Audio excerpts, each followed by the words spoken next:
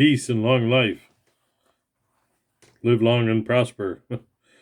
You hope you do if you're apart from Jesus Christ. Yeah, you want to live as long as you can, because afterwards it ain't pretty, unless you're in Christ. Anyway, to go beyond that, one thing I wanted to remind people of today, because it's rare for me, but today was a warm enough day I considered it. 2 types of leather glove. They're the type that I generally, well, these are mechanics wear, which this happens to be a pair that survived. Mechanics wear does not have good seams in any Chinese imagination. They're poor. I had a pair of beautiful gloves, leather palm, the synthetic back so they would breathe great. And I bought 3 pair in a row, and all 3 pair fell apart. I don't mean I broke them apart, wore them apart, made sure they were the right size. I had one that were large, the next were extra large, just to be sure. Maybe I sized it wrong. I don't know. They all fell apart. So you say, well, it's firewood. Not all of it. Anyway, this particular pair has been surviving. This was my church-going pair. Not anymore. Today, when I was running around, I reminded myself that when you're in the thick fluff, insulated, which is nice, except one thing that you lose. Believe it or not, you lose spread when you're trying to reach or grip or wrap around things.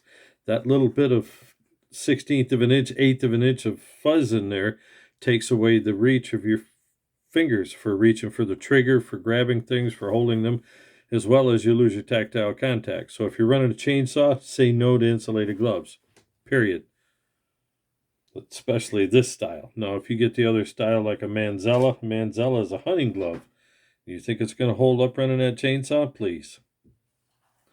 Not very well. So if you can get something with Thinsulate, maybe. But as far as I can say, that make sure you just have several pair of these. And why do I say several?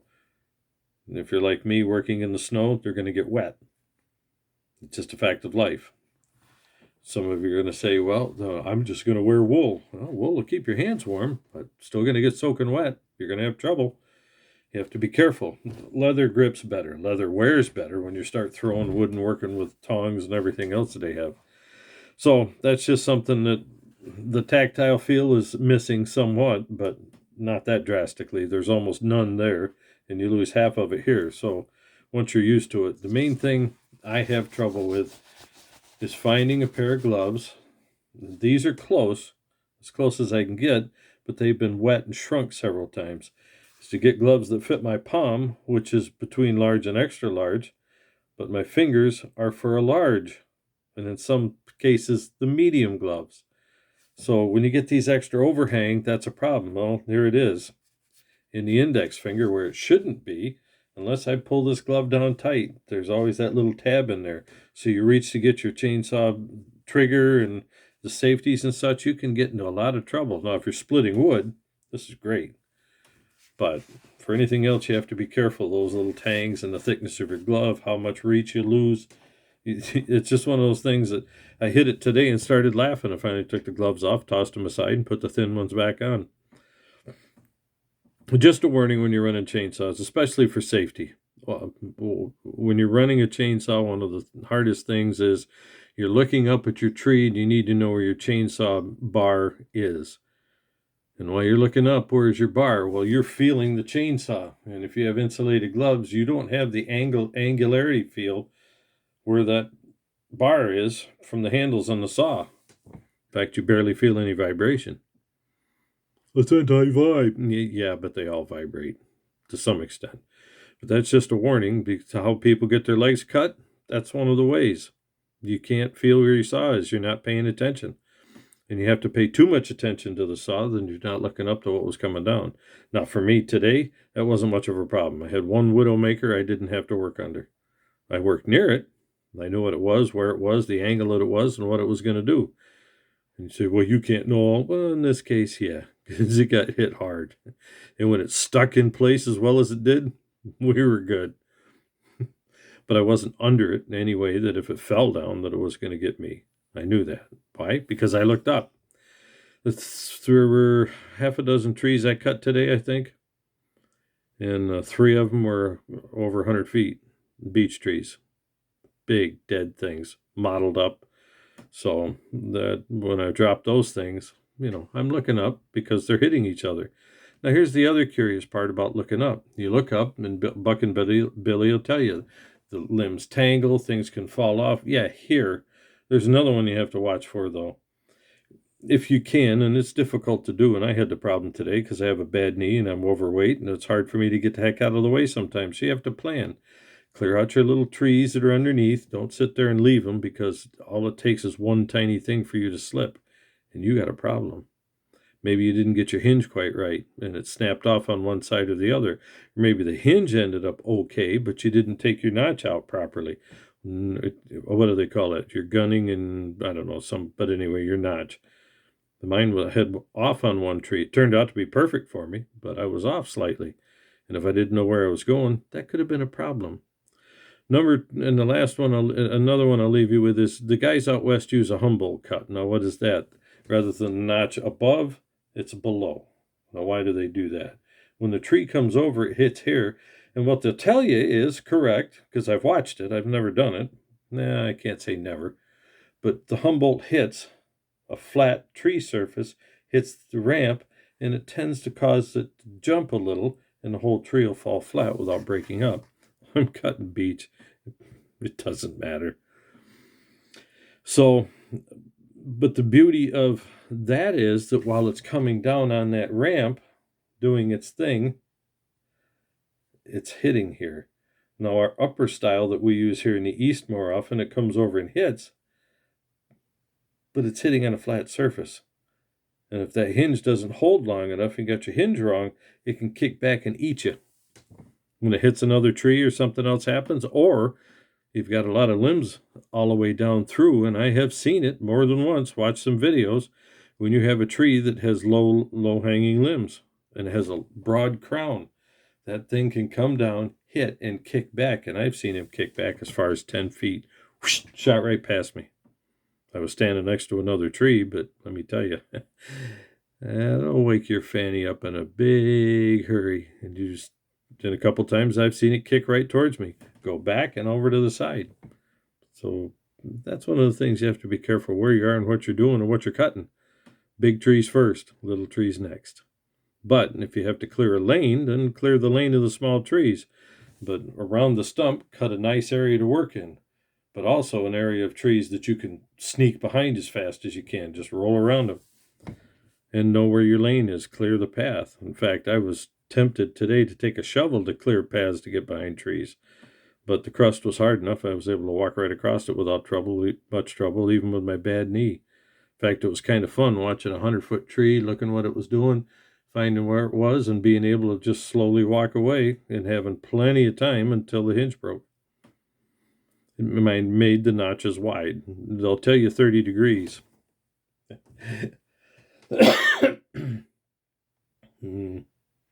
And you'll see an arborist once in a while, and I've seen, if you go to the follow Steel on Instagram, Steel USA, Steel Chainsaws, there's an arborist there that pops up that's one of their certified arborists, and he's been putting on programs and YouTube videos for years. And every once in a while I catch him, and one of the things he did that it just lit the place up. He opened that puppy up like this, 70 to 80 degrees. That's insane. Nobody does it. Trying to explain to dead-headed people that are bullheaded and stupid, to put it bluntly, the reason an arborist does that is he's in a yard and he wants control all the way down. He doesn't want that stump to break. Period. He wants it to go where he has aimed. Now, if his aim isn't perfect, well, that's another thing. But still, it'll be a controlled fall almost all the way down. And that's the point. Now, for the rest of us in the woods, yeah, you want to keep it under 45 degrees. 20 or 30 is plenty. Why? Because you do want the hinge to break. When the hinge breaks, everything cuts loose. Sometimes the tail end even kicks up and the whole tree comes crashing down. That's what you want when you're going between trees and such, and you don't want the limbs to hang up. You want it to break off so when the limbs start to hang, the hinge breaks and the tree can roll. Rolling? That's dangerous. No, that's why you choose, when you're cutting your tree, you choose your angles to get out of there. About 120 degrees apart. 45 degrees off the center line of the tree. you're getting out of there. Why? Because it does two things. One is at 45 degrees, it gets you back and to the side. So that puppy starts to kick and roll, you ain't there. I go straight to the side. Well, if you want to, you got a tree to hide behind, then I would recommend it. But going straight out to the side? Maybe. Straight back? No. No. Because that sucker kicks. It's coming for you. Straight out to the side, unless you get out there fast, it's coming for you. Going back, you have the best of both worlds all at the same time. You don't know what's going to happen, especially me with the beach. I knew it was going between trees, so the likelihood it was going to roll was very low. You don't know. No, you don't know until the final result, but you look up there, you gauge the tree, see some nice heavy limbs. You know which way it wants to fall. You cut it to fall that way, and away you go. If you're going to fall against a larger tree, you got a problem. But all I had to do was block them up, chain them up, and pull them out.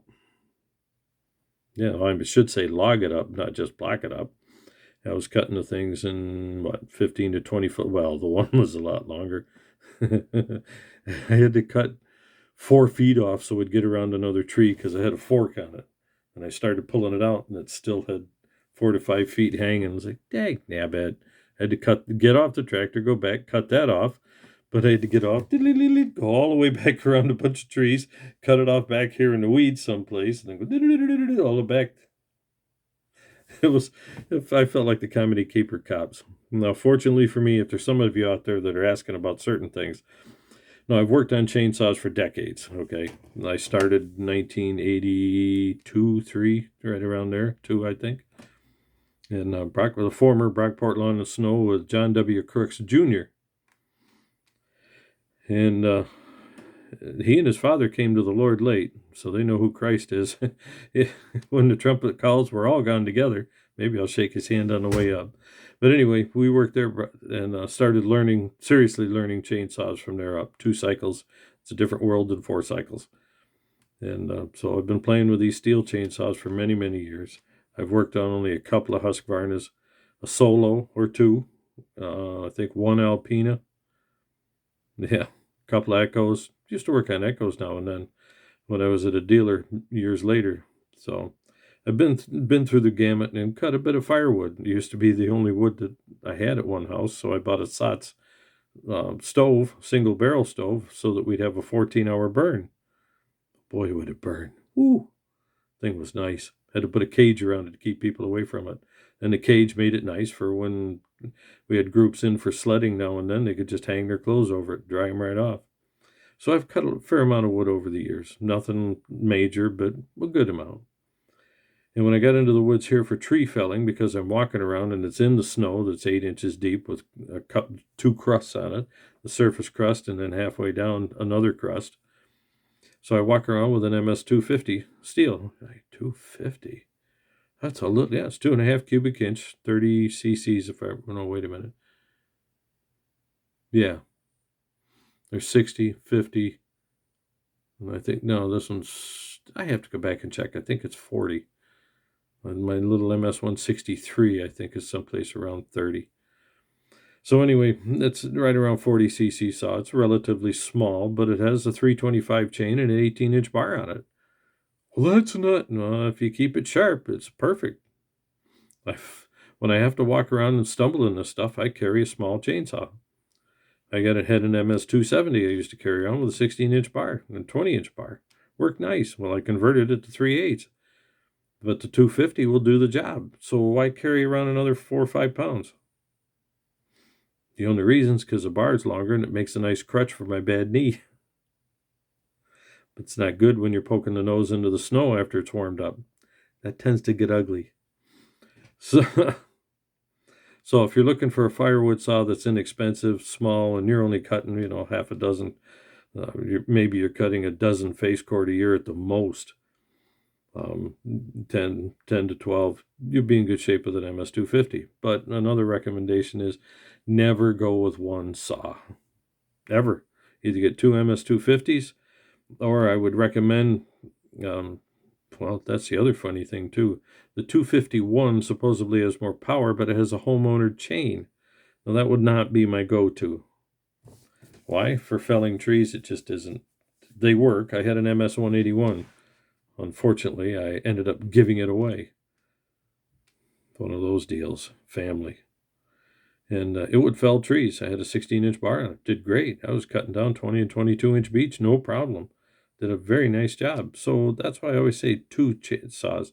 The only difference you have to have is, or think about is, if you have an MS-250 with a 325 63 gauge chain, that's pretty unique to Stihl, that saw.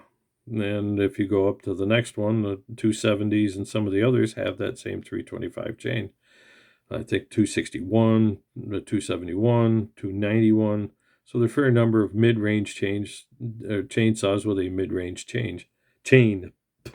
But the 250 and 251 is kind of an odd area. 251 runs the homeowner chain, 3/8 P as they call it. It's not exactly 3/8. It's 10. It's just enough off to screw things up, and that was their purpose. You can't put that little chain on a bigger bar like some people would have tried. So the 3/8 P, if you get to 251 and you run something like a 181 or a 210 or whatever the 250, one of the other smaller saws, you'll be running the same. You can run the same chain, and they have different gauges for that, 50 thousandths and 43 thousandths. But you can run the same chain for both saws. And the bars are interchangeable. That's something a homeowner should consider. But if it was me, I wouldn't worry about it. I'd get the 251 with the 325 set up and go get an MS-181 or something a little bigger. Now, I like my 163, but it's a small, far less powerful saw. The 181 was a beauty, absolute beauty for tree felling when you had to walk in the woods. Because there were some places I walked in was 200-300 yards, going all the way down. It was back in my 20s, or 40s, I should say. 20s. And I walk in there and fell the trees because I'm carrying the saw. Well, why carry the big one? The little guy did a beautiful job. Yeah, it takes time. You're cutting homeowner firewood. Take the time. Don't hurt yourself because you have to go to work tomorrow or Monday. So those are two considerations. Like I say, I would go with the the 210 or the 181 and get a 251. The 251 doing your heavy bucking, and the other, and the little one can be for limbing. Or if it's in the area of the 210 or a 181, the beauty of it is it's enough saw to replace your 251 in a pinch. So if you have one that's in the saw shop, you don't care. Just a thought. And if you have two of them fueled up and you're on the landing clearing the trees up, whether you're in the woods or pulling them out like I do, you trim the tree up and you run out of fuel. Okay, well, just grab the other saw and start cutting. Yeah. Now, if you've blacked it up, yeah, you're going to put fuel in the 251. But if you're just taking limbs and other stuff and you're working the top of the tree down, your 181 or 210 are going to be more than enough saw, and you're going to have a great time buzzing right through the wood. And if you hand sharpen the chain properly, like the Ferd and Stihl have a little sharpening tool that has 2 round files in it, regular round files. Ferd has to go in there because of certain dimensions, and a flat raker file, different style, but they're all replaceable. Put the thing on there and sharpen with that, you can't miss. And it's better than a brand new chain. So if you know how to hand file, rock it. Just rock the hand file and use a raker gauge. Every pro guy that I listen to online, when they talk about sharpening, uses a raker gauge. They rarely. We used to do it back in the 80s. I know, all the time. Hey, we'd 2 or 3 strokes all the way around, and we could eyeball it, but it's every once in a while you're off. Use something with a raker gauge and learn how to hand file, following the Buck and Billy Ray and some of the others in there that show you how to properly do it. Well, they also show you a lot of Billy sharpening is not recommended by the factories, but it works. And he's experimented. One of the things also you can do is with your smaller chainsaw with a Pico chain and your other saw with a 325, the 325 can be sharpened to the same file as the smaller Pico chain. True story. I've done it. And it works very well. So you don't have to run around with 2 separate files, 2 separate file cards. Both that'll handle the same. Just saying, give it a shot. Anyway, time for me to go. So I'm coming up on 20 minutes. You folks have a good night.